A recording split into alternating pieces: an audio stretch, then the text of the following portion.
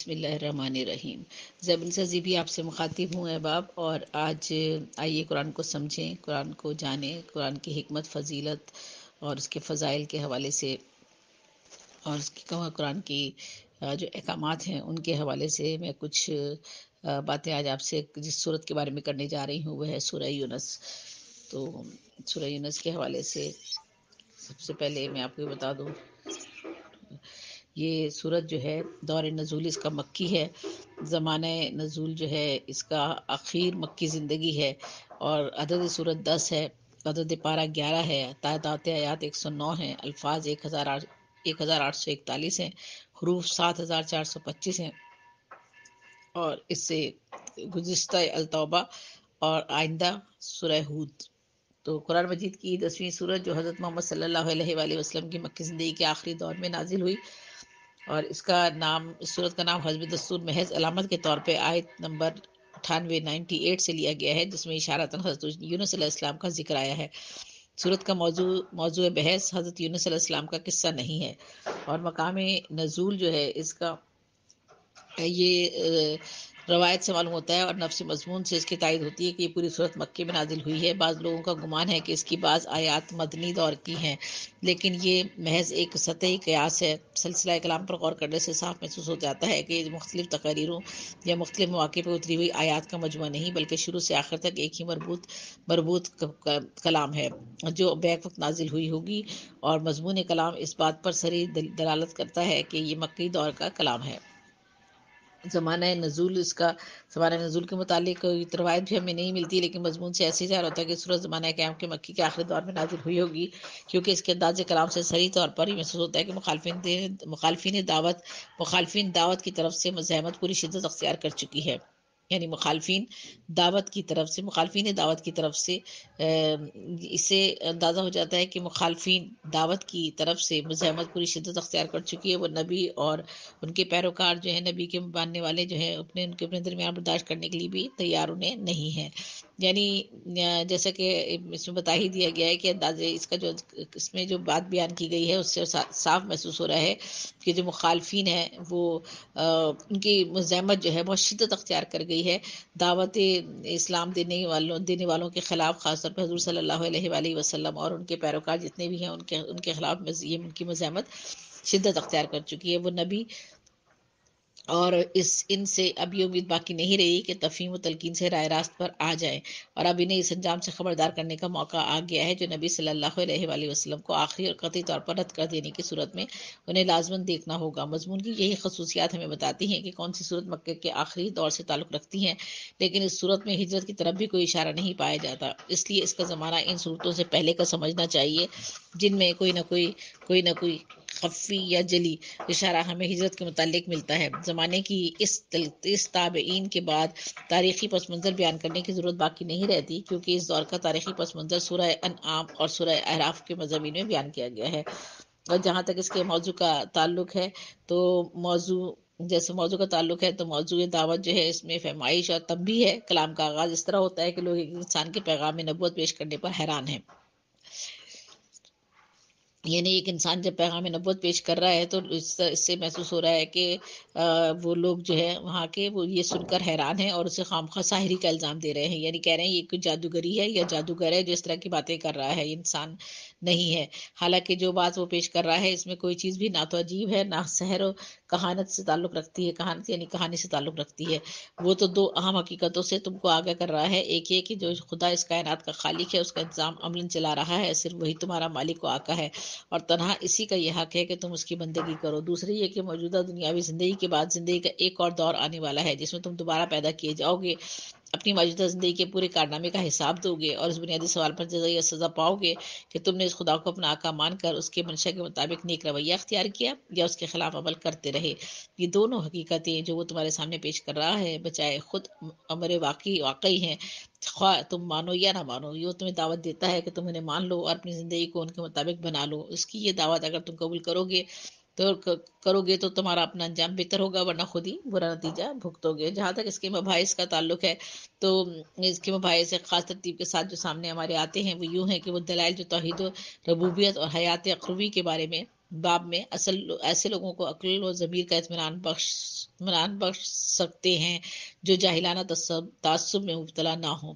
یعنی توحید ربوبیت اور حیات آخروی کے باب میں ایسے لوگوں کے عقل و ضمیر کا اطمینان بخش ایسے لوگوں کو یہ عقل و ضمیر کا اطمینان بخش سکتے ہیں جو جاہلانہ تعصب میں مبتلا نہ ہو، جنہیں بحث کی ہار جیت کے بجائے اصل فکر اس بات کی ہو کہ خود غلط بینی اور اس کے برے نتائج سے بچے اور ان غلط فہمیوں کا ازالہ ہو جائے اور ان غلط فہمیوں پر تنبیہ ہو جو لوگوں کو توحید اور آخرت کا عقیدہ تسلیم کرنے میں مانع ہو رہی تھیں اور ہمیشہ ہوا کرتی ہیں. ان شبہات اور اعتراضات کا جواب جو محمد صلی اللہ علیہ وآلہ وسلم کی رسالت اور آپ کے لائے ہوئے پیغام کے بارے میں پیش کیے جاتے تھے، دوسری زندگی میں جو کچھ پیش آنے والا ہے اس کی پیشگی خبر، تاکہ انسان اس سے ہوشیار ہو کر اپنے آج کے طرز عمل کو درست کر لے اور بعد میں پچھتانے کی نوبت نہ آئے. اس پر تنبیہ کہ دنیا کی موجودہ زندگی دراصل امتحان کی زندگی ہے اور اسی امتحان کے لیے تمہارے پاس بس اتنی ہی مہلت ہے جب تک تم اس دنیا میں سانس لے رہے ہو. اس وقت کو اگر تم نے ضائع کر دیا اور نبی کی ہدایت قبول کر کے امتحان کی کامیابی کا سامان تیار نہ کیا تو پھر کوئی دوسرا موقع تمہیں نہیں ملنے والا. اس نبی کا آنا اور اس قرآن کے ذریعے تم کو علم حقیقت کا وہاں پہنچایا جانا وہ بہترین اور ایک ہی موقع ہے جو تمہیں مل رہا ہے. اس سے فائدہ نہ اٹھاؤ گے اور بعد کے ابدی زندگی میں ہمیشہ کے لیے پھر پچھتاتے رہ جاؤ گے. ان کھلی جہالتوں اور ضلالتوں پر اشارہ جو لوگوں کی زندگی میں صرف اس وجہ سے پائی جا رہی ہے کہ وہ خدائی ہدایت کے بغیر جی رہے ہیں.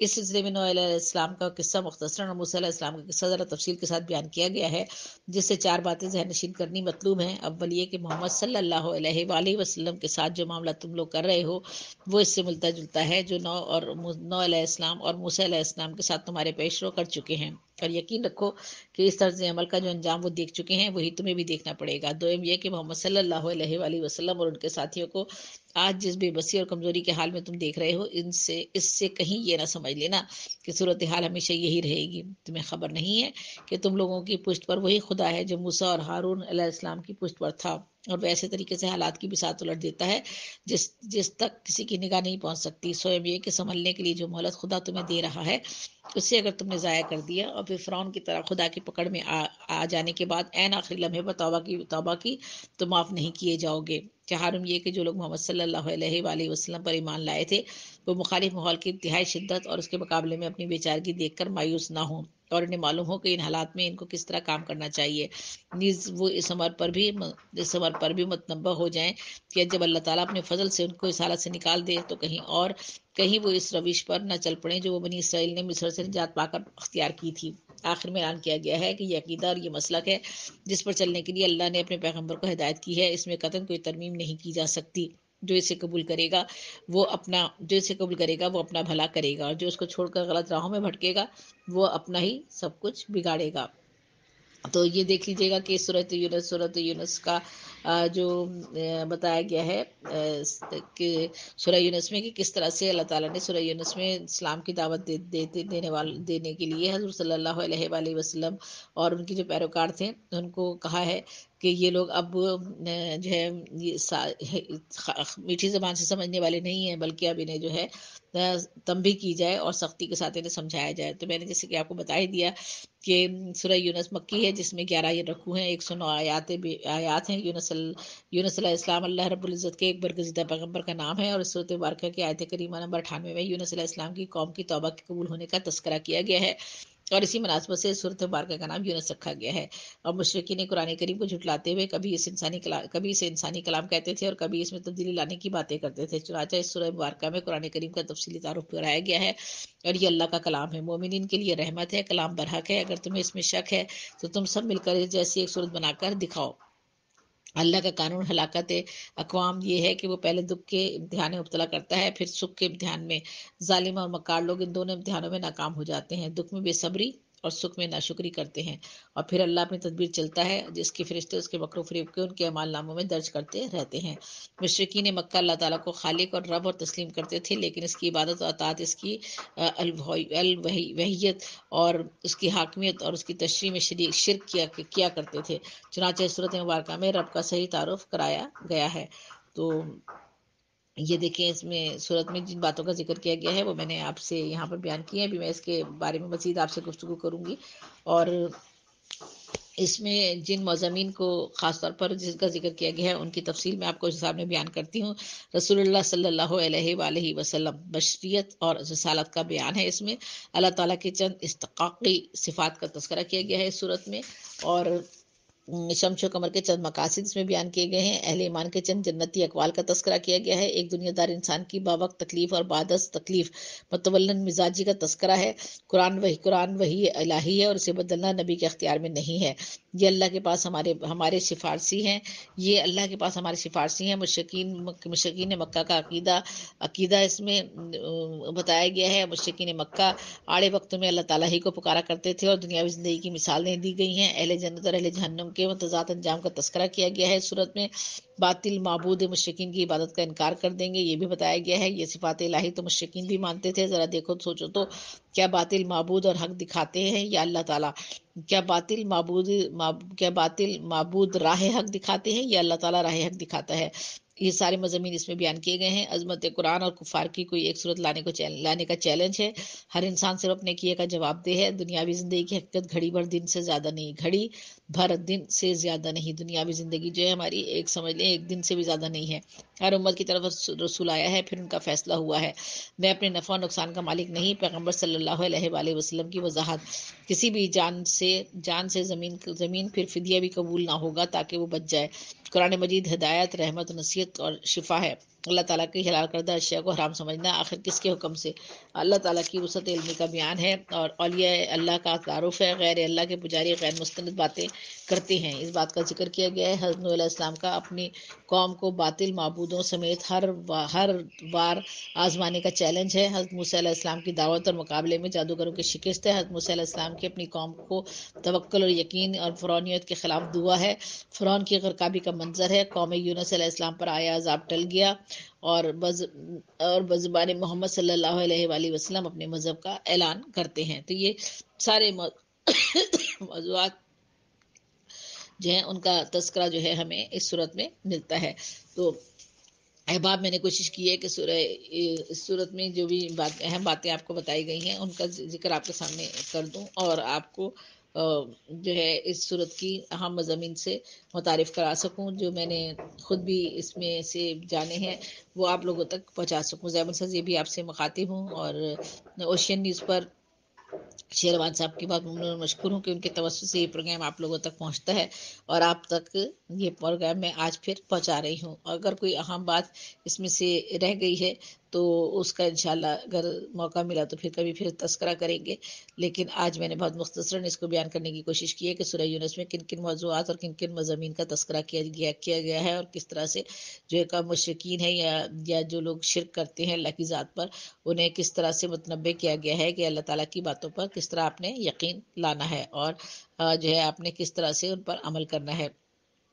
اس میں جو ہے وہ یہ ساری باتیں جو ہیں، ساری گفتگو جو ہے آپ لوگوں تک پہنچائی گئی ہے، اور کہا گیا کہ یہ بھی آپ کو بتا دیا کہ ایک مکی صورت ہے، اس کی 109 آیات ہیں، 11 رکوع پر مشتمل ہے،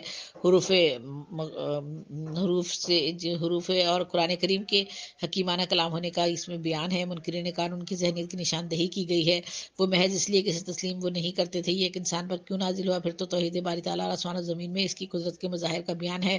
اس کے بعد قیامت کا تذکرہ، اور اس کی بعد کی وضاحت کہ دنیا کا سارا نظام ایمان اور اعمال صالح والوں کو جزا دینے اور کافروں کو کھولتے ہوئے پانی اور دردناک عذاب کو سزا دینے کے لیے وضع کیا گیا ہے۔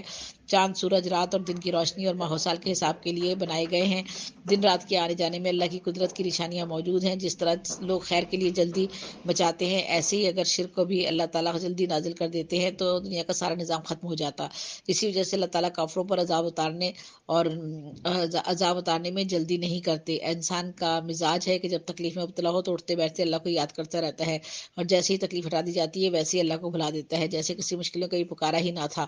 پہلی قوموں کے گناہوں پر ان کی گرفت کی گئی ہے، پھر اللہ نے تمہیں ان کی جگہ دی تاکہ تمہارے اعمال کو دیکھ کر ان کے مطابق تمہارے مستقبل کا فیصلہ کیا جا سکے۔ منکرین آخرت جب ہماری آیتیں پڑھ کر سنائی جاتی ہیں تو یہ اس میں تبدیلی اور ترمیم اور تنسیخ کا مطالبہ کرتے ہیں۔ آپ کہہ دیں کہ یہ تبدیلی میرے اختیار میں نہیں ہے، میں وحی کا پابند ہوں۔ تم دیکھ چکے ہو 40 سال کا طویل عرصہ میں نے تمہیں قرآن نہیں سنایا کیونکہ اللہ کا حکم نہیں آیا تھا، اب سنانے کا حکم آ گیا ہے اس لیے سنا رہا ہوں۔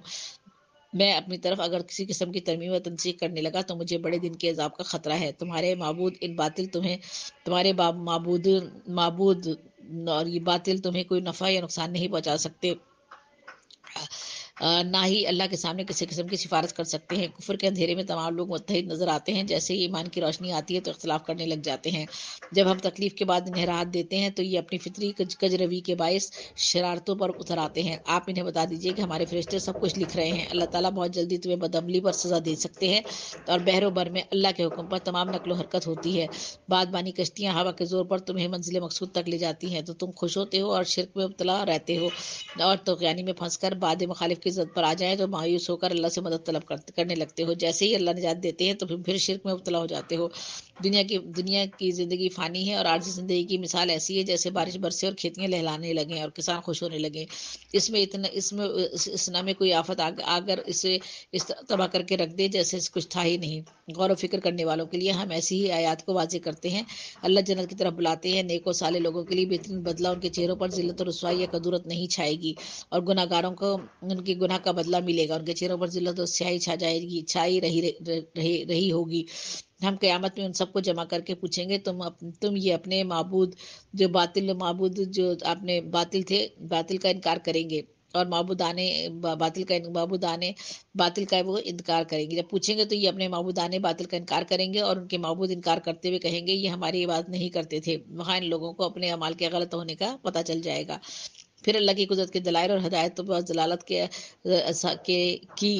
اللہ کی معیشت کے تابع ہونے کا بیان ہے. قرآن کریم کی حفاظت کا تذکرہ ہے. ایسا کلام کوئی شخص اپنے طور پر گھڑ نہیں سکتا. اگر تم میں ہمت ہے تو ایسی ایک صورت بنا کر دکھا دو. اگر یہ لوگ جھٹلاتے ہیں تو ان پر جبر نہیں کیا جائے گا. اب انہیں کہہ دیجیے کہ تمہارے اعمال کا بدلہ تمہیں ملے گا، اور میرے اعمال کا بدلہ مجھے ملے گا. اللہ تعالیٰ کسی پر ذرہ برابر بھی ظلم نہیں کرتے. ہر قوم کے پاس اللہ کا پیغام پہنچانے والا بھیجا گیا ہے.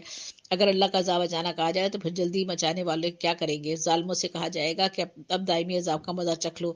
یہ لوگ سوال کرتے ہیں کیا یہ سب باتیں سچی ہیں؟ آپ کہیے میرے رب کی قسم یہ تمام برحق اور سچ ہے. تم اس عذاب کی ہولناکی سے بچنے کے لیے تمام دنیا کے خزانے فدیہ میں دینے کی تمنا کرو گے. عذاب دیکھ کر تم پر ندامت چھا جائے گی، مگر اس وقت انصاف کیا جائے گا، اس پر کوئی ظلم نہیں ہوگا. اے انسانوں، تمہارے رب کی طرف سے واضح و نصیحت کا پیغام آ گیا ہے. اس میں شفا اور ہدایت و رحمت ہے. اللہ کے فضل و رحمت پر ایمان لانے والوں کے لیے خوشیاں منانی چاہیے. ایمان لانے والوں کو خوشیاں منانی چاہیے، اور یہ اس سے بہت بہتر ہے جیسے یہ لوگ جمع کر رہے ہیں. تم کسی حالت میں ہو، کوئی بھی عمل کرو، اللہ اس پر گواہ ہے. کوئی چھوٹے سے چھوٹا عمل بھی آسمان و زمین کے اندر اللہ سے پوشیدہ نہیں رہ سکتا. اللہ کے دوستوں میں پر کوئی اندیشہ و غم نہیں ہوگا. یہ وہ لوگ ہیں جو ایمان اور تقوی والے ہیں. دنیا و آخرت میں ان کے لیے بشارت ہے. اللہ کی بات بدلی نہیں جا سکتی. یہ بہت بڑی کامیابی ہے. اس کے بعد اللہ کی قدرت کا بیان اور اولاد کی باطل عقیدے کی تردید ہے. پھر نوح علیہ السلام کا واقعے کا اختصار کے ساتھ تذکرہ کیا گیا ہے. انہوں نے اپنی قوم کے جو تکبر کرنے والے سرداروں کے مقابلے میں اللہ پر توکل کیا، اور اللہ کا پیغام سنانے کے بعد کوئی تنخواہ طلب نہیں کی. اللہ نے انہیں اپنے پیروکاروں کے ساتھ کشتی میں بچا لیا اور مخالفین کو طوفان میں غرق کر کے عبرتناک انجام سے دوچار کر دیا. پھر موسیٰ و ہارون اور فرعون اور ان کے سرداروں کے پاس بھیجنے کا تذکرہ ہے. انہوں نے بھی تکبرانہ انداز میں جھٹلایا. موسیٰ علیہ السلام نے معجزات دکھائے. انہوں نے اسے جادو قرار دے کر مقابلے کے لیے اس دور کے بڑے جادوگر بلا لیے. موسیٰ علیہ السلام نے فرمایا تمہارا جادو میرے معجزے کے مقابلے میں ناکام ہو کر رہے گا. موسیٰ علیہ السلام نے بد دعا کی جس پر اللہ نے فرعون اور اس کے لشکر کو غرق کرنے کا فیصلہ کر دیا. فرعون نے غرق ہونے کے بعد کلمہ پڑھا. اللہ نے اسے رد کر دیا اور زندگی بھر گناہ اور فساد مچا کر اب مرتے وقت ایمان لاتے ہو. حالات نزاع کا ایمان قبول نہیں. اللہ البتہ انسانیت کی عبرت کے لیے فرعون کے لیے جسد خاکی کو باقی رکھ کر دنیا کو بتایا گیا کہ اتنا بڑا مقتدر اور متکبر بادشاہ کس طرح بے بس اور ذلت کی موت کا شکار ہوا. پھر یونس علیہ السلام اور ان کی قوم کا تذکرہ کہ ان کی نافرمانیوں پر عذاب آ گیا اور آیا ہوا عذاب کبھی نہیں ٹلتا مگر ان کی آہوزاری نے ان کی الہ وزاری پر اللہ نے عذاب ٹال دیا. کسی کو زبردستی اللہ ہدایت نہیں دیتے. انسان کی چاہت اپنے اندر تبدیلی کا فیصلہ ضروری ہے. کفر و شرک سے برات کا اظہار اور دین حنیف پر غیر متزلزل اعتماد کا اعلان کرنے کی تلقین ہے، اور بتایا گیا ہے کہ نفع نقصان اللہ کے ہاتھ میں ہے. ہدایت کا پیغام انسانیت کے لیے آ چکا ہے. جو اسے اختیار کرے گا اپنا نفع کرے گا، اور جو اس سے منکر ہوگا اپنا نقصان کرے گا. وہی کی اتباع اور ثابت قدمی کی تلقین پر اس صورت کا اختتام کر دیا گیا ہے. تو یہ مکمل صورت جو ہے اس حوالے سے میں نے آپ کو تفصیل بتائی ہے اس کی سورہ یونس میں کس طرح سے جو ہے وہ وضاحت کی گئی ہے، بار بار مثالیں دی گئی ہیں. اس سے پہلے آنے والے جتنے بھی پیغمبر تھے ان کے بارے میں بھی بتایا گیا ہے، اور ان پر جن لوگوں نے اللہ تعالیٰ پر ایمان لائے، جو لوگ ان کو کس طرح سے اللہ تعالیٰ نے ان کو حفاظت کی اور انہیں بچایا، اور جن لوگوں نے جو ایمان نہیں لائے اور جنہوں نے اللہ تعالیٰ کی نافرمانی کی، اور وقت نزاع جو ہے کوئی دعا بھی قبول نہیں کی جائے گی. تو اے لوگوں یہ یاد رکھو کہ یہ زندگی تو صرف ایک روزہ ہے. جس ایک روز ایک دن سے بھی بہت کم ہے کہ ہمیں اور آپ کو کسی کو نہیں پتا کہ کل کا دن ہماری زندگی میں آئے گا یا نہیں آئے گا. اور ہمیں جو ہے اللہ تعالیٰ سے جو ہے توبہ اور استغفار ہر وقت کرتی رہنے چاہیے. یہ انسان کی فطرت ہے کہ جب اس پہ مصیبت آتی ہے اور تکلیف آتی ہے تو وہ اس وقت اللہ کو یاد کرتا ہے، اور اس کے بعد وہ اللہ تعالیٰ کو بھول جاتا ہے. لیکن پھر جیسے ہی اس کو تکلیف آتی ہے وہ پھر اللہ کو یاد کرنے لگتا ہے اور پھر اس سے بھول جاتا ہے. اللہ تعالیٰ بار بار بھولنے کے باوجود بھی اس کو ان نعمتوں سے ان نعمتوں سے مبرہ نہیں کرتا جو نعمتیں اس نے عطا کی ہوئی ہیں، بلکہ وہ پھر انہیں نعمتیں عطا کرتا ہے، اور بار بار ان کے دل میں یہ خوف پیدا کرتا ہے، یہ بات ڈالتا ہے کہ اللہ دیکھو یہ اللہ ہی ہے جس نے تمہیں اتنی بڑی مشکل سے نکالا، اور اب تو تمہیں مشکل سے نکال دیا ہے تو اب تم پھر اللہ کو بھولے ہوئے ہو. تو اللہ کو نہیں بھلانا بلکہ اللہ کو ہر لمحہ یاد رکھنا ہے. اور جس طرح سے ہم اپنے تکلیف کے وقت میں اللہ کو یاد کرتے ہیں اسی طرح سے ہمیں اپنی زندگی میں روزانہ اللہ تعالیٰ کو یاد رکھنا چاہیے. یہی سورہ یونس کا پیغام ہے، اور اس میں جتنے بھی پیغامات اور مضامین دیے گئے ہیں ان سب کی میں نے تفصیل یہاں آپ لوگوں کے سامنے بیان کر دی ہے، اور کوشش کی ہے کہ جتنا بھی ممکن ہو سکے اس اختصار کے ساتھ یہاں پر آپ لوگوں تک پہنچا سکوں. زیبر سزی بھی آپ سے مخاطب ہوں، کہیں بھی کسی بھی جگہ مجھ سے کوئی خامی رہ گئی ہو یا کوئی کمی رہ گئی ہو، تلفظ کی غلطی ہو، تو اس سب کے لیے میں آپ سبھی معافی مانگتی ہوں، اور اپنے رب کے آگے بھی ہاتھ جوڑ کر معافی مانگتی ہوں.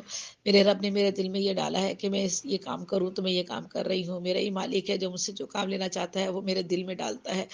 تو میرے مالک اسے قبول فرمائیے گا، اور میری خطائیں معاف کیجیے گا. توبہ میری خطائیں معاف کیجیے گا. ہم میں سے جو لوگ جا چکے ہیں اللہ تعالیٰ ان سب کی مغفرت فرمائے، اور ہم میں سے جو لوگ اس وقت موجود ہیں انہیں ہدایت کا راستہ دکھائے. میرے رب میں بھی بہت گناہ گار ہوں، بہت خطا کار ہوں، آپ کی ایک عاجز بندی ہوں، سر سجدے میں رکھتی ہوں، اور آپ سے معافی کی طلبگار ہوں. اپنے مرنے سے پہلے توبہ کرتی ہوں اور اس بات کی خواہش کرتی ہوں کہ آپ ضرور ہم لوگوں کو معاف فرمائیں گے، کیونکہ آپ بہت رحیم و کریم ہے، غفار ہے.